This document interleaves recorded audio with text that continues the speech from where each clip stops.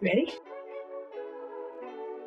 Welcome to Live Feed with your host, Richard Santiago. Live Feed is brought to you by Traveling Tech Teacher for all your teacher resources. Check out travelingtechteacher.com. And on Zoom, we currently have the semifinalists for America's Got Talent, Cristina Wells. How you doing, Cristina? I'm really good. How are you guys doing? We've been trying really hard to get Cristina on the show, and we finally got her on the show. So let's get right to it.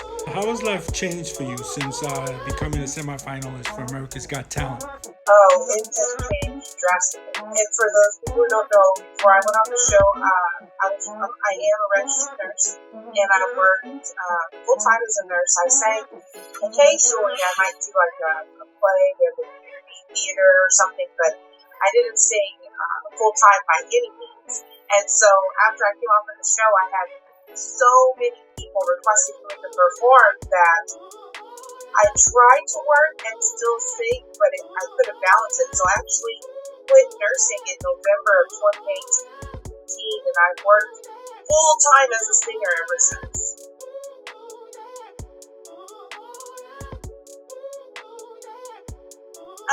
Life for me in isolation has been a challenge because I have not done the band in 2 months, which is crazy because I usually do 5 events a week. Like it's usually a really busy schedule for me. So no traveling, just inside the house, kind of going a little stir crazy. So I miss audiences. I miss singing in front of people on a stage. I miss connecting. When you get to meet your fans and get hugs and talk to them about their experiences. It's been hard to not have that in my life.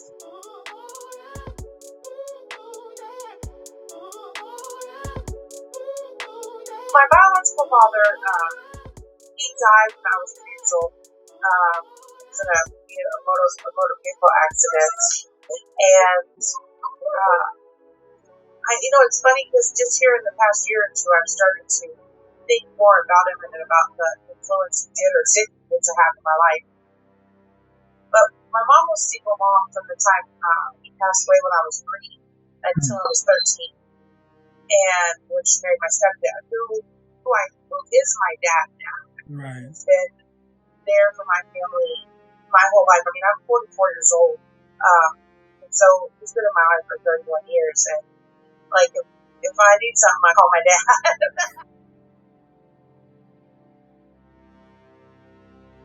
I was contacted by some musicians who were at Sugar Hill Studios, which is a really well-known, infamous studio here in Houston. And I was there recording some covers, and the musicians were there, and they heard me. And they were like, we'd really like to work with you. And I was like, really? They're like, yeah. So they're like, we've got some music, which we wanted to come into the studio, and we could work on a song. I was like, sure, that'd be awesome. Thinking, who knows what will happen. So when I got there, Billy Dorsey was there. And this was a pivotal moment for me.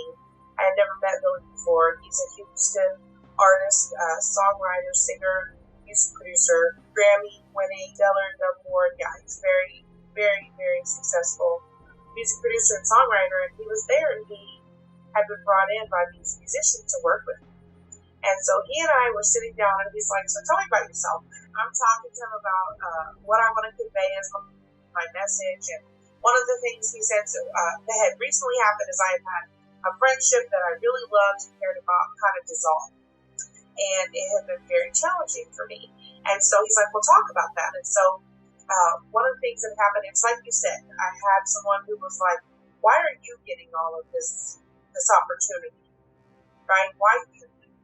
And it was very hurtful. And it was very challenging. And so I'm talking to him about it, and I'm like, my mama always said everyone's not your friend.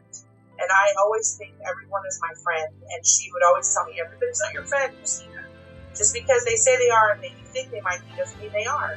And so he was like, okay, that's how the song's going to start. I can still hear mama say everybody's not your friend. They see you and they see great things happening for you, and they don't like it. And they want to grab you by the feet, they want to pull you back down.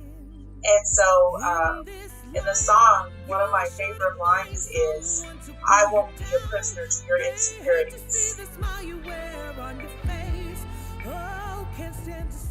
I feel like that friend specifically had so many insecurities keeping her from doing what she wanted to do. But I wasn't feeling insecure about my singing and my opportunities. I was feeling confident.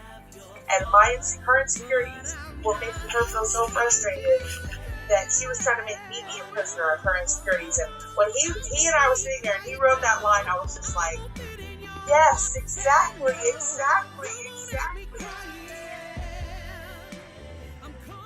So Ready or Not, my first original single, co-wrote it with Billy Dorsey, is truly about breaking free the chains of those people that try to hold you back.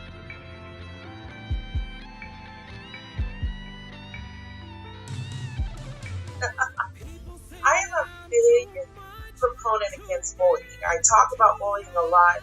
I speak on it, and when I perform, I usually speak to some degree either before I sing or after I sing or during, and I usually talk about bullying to some degree because it was a huge piece of my life growing up.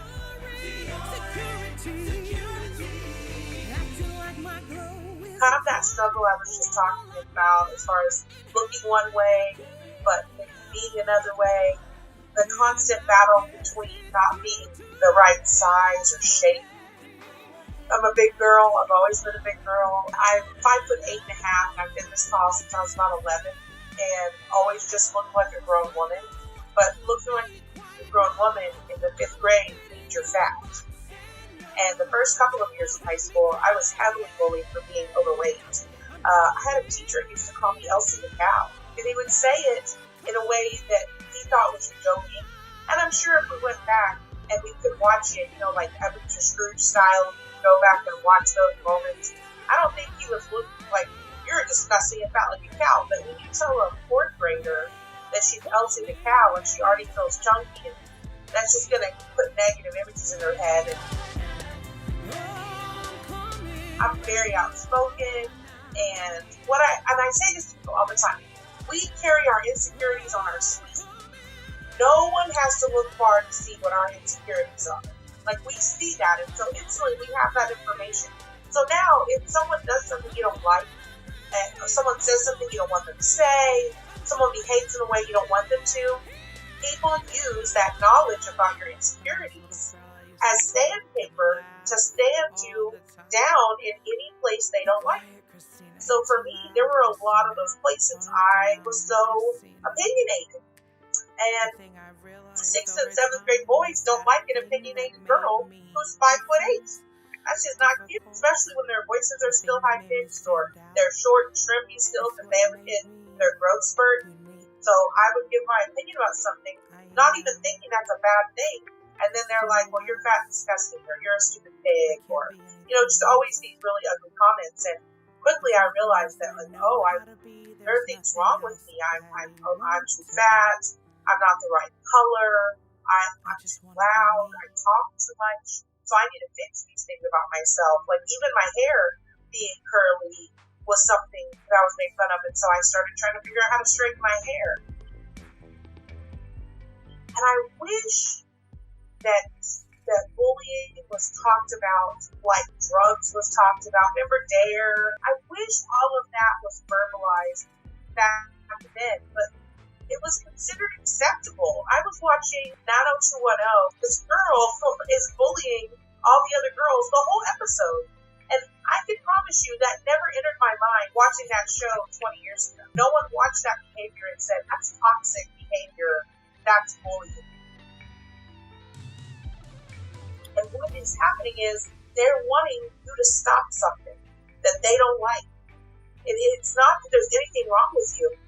Honestly, they probably don't even think that your skin is bad or that you're fat or that your curly hair is bad, but they know you do.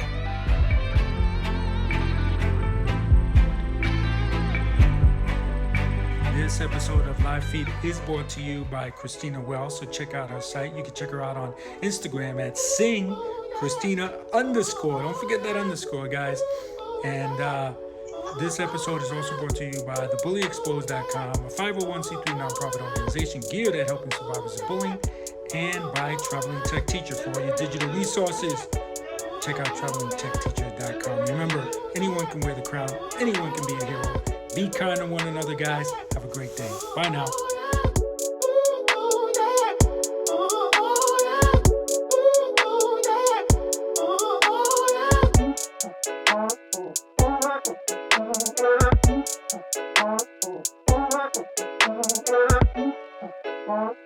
Oh.